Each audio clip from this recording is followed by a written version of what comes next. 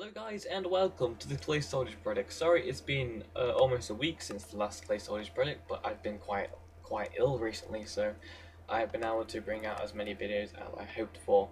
But hey ho, we're here now and we've done a few changes. Not many changes, but it's still worth to be in a video, so I thought I'd bring it out just to keep you guys up to speed of what's going on in the project and what towns we're focusing on this week. So as you can see in the Nether Reds, you can see that I've upgraded their shops and upgraded a few more things like buildings, and I'll just go through them now. As you can see, we've added the new classes. These guys are like obviously the mages of destruction, so they're very powerful with like fire rods, magma cream, and blaze powder, all that good stuff, because they believe in auto destruction. As you can see, the shop down here is absolutely chaos. We've got malt flesh, which they'll like eat, because they're just horrible people, and obviously gunpowder because they don't want to leave any enemies surviving and they want to just cause auto destruction. Also, if they want to blind their enemies, they'll have to go to a different location. This is the torture chamber where they'll use redstone or blood, if you will, as their blind weapon. So yeah, if they want to become like powerful mages, then they'll have to go to certain areas in the Nether.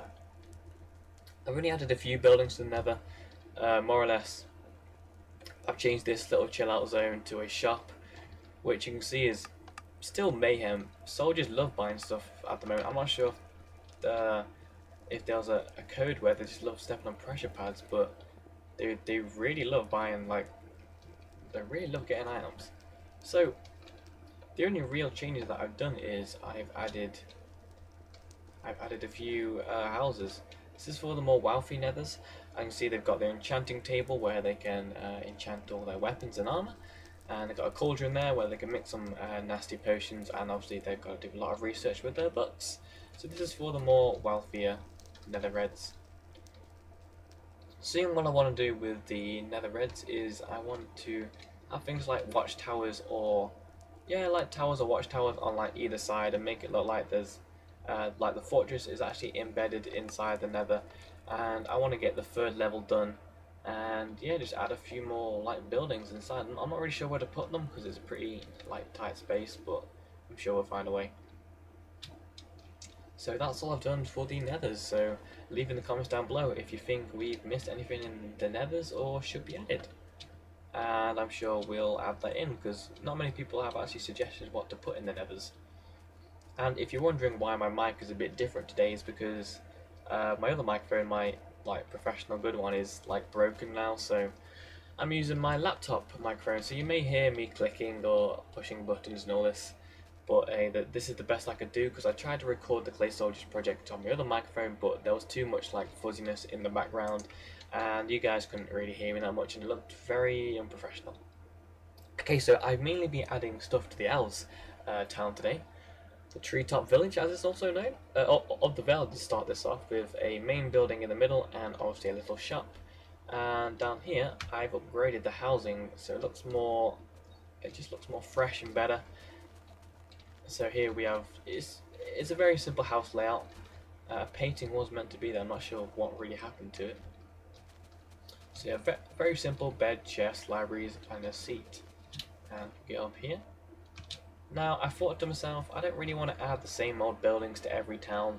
I mean, yeah, we can add shops, we can have libraries and all this, but I thought I would have a unique shop building to the Elves. So here you have your own alchemy shop, where there's two guys here with their healers. You got this elf here with all his ranging equipment, looking very snazzy. So here we have different ingredients, and obviously this is an alchemy shop. So to become a healer class, the Elf Clay Soldier has to visit the alchemy shop, and here he can purchase glistening melons and clay, so he can revive his teammates and heal them at the same time. And here you have all your ingredients that are growing, and then you can brew them all in the brewing stand. Looking very nice. And here's the two shop owners with the chests full of potions. So I think that adds a really nice feel to the Elves. And this is what I'm trying to. This is what I'm trying to improve. I'm trying to make it so. I'm sure I've said this in another episode, but I'm trying to make it so each clay soldier has a choice to what class they want to be. For example, you see in the yellows that not everyone has an item, so there's some civilians, but also soldiers have trained to be guards, so they would go either to the barracks or the weapon shop, and then they'll purchase some leather and some sticks, and that would make them a guard.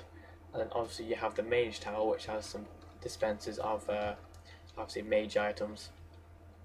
So yeah, here is just another shop. Oh my god, that's a lot of gravel. So here you can get your simple gravel and some goggles, I think it is. Not too sure. And the other building that I added was I'm not too sure what to actually put on this building. There's a few more dispensers full of just general items. If I can get closer, like bread, clay, I'm not sure what that is. Glass, so they can have goggles, slime balls, and paper, so they can have capes. So if the clay soldier really wanted to, he could full out kit himself out. And soon I want to test out each coloured clay soldier, because in the future we're going to be having clay soldier wars, excuse me, but I can't really say much about that. So I really want to start testing out some of the colours and their classes compared to the other clay soldiers. So for example, if I wanted to test out who would really win the most, the reds or the greens, in my opinion the reds would win the most, because the reds they're a pretty hard race to actually kill, because they've got like so much blaze rods, and they've got magma creams, blaze powder, capes, all sorts of crazy like destructive mechanics, and also TNT, so if they die then they're going to bring a couple of soldiers with them. So yeah, I really want to start to balance out each colour and see what items to remove and what items to add, just so I can balance out the teams. And here we just have a simple training range where they've got gravel. Clay soldiers can practice in the pumpkins and get up their ranging skills, so they have an advantage against their enemy. Okay, so this is really what I've done for the elves. I'm going to be mainly focusing on the elves this week, so send in your comments down below of what I should add in the elves treetop village, and any new buildings suggested, and I'll most likely add them, because there's so many more things we can do with this treetop village. So a few more ideas of what I want to achieve this week is I want to have a few more tree like watchtowers around, where they're like embedded in the trees and the wild camouflage, and we'll have a few owls sitting on there with some gravel, so if any attackers do come, then we'll soon be able to take them out. And that is really it, what we have for the Clay Soldiers project today. Sorry it's a short episode, but I've been fairly ill, as you can tell by my voice. And that is all we have time for today. So, as always, be sure to hit that like button to show your support for the Clay Soldiers project. Make sure you subscribe to the Thesneakybros YouTube channel, and be sure to leave in all your comments down below. Anyway guys, I've been Zitlag, and I'll see you next time.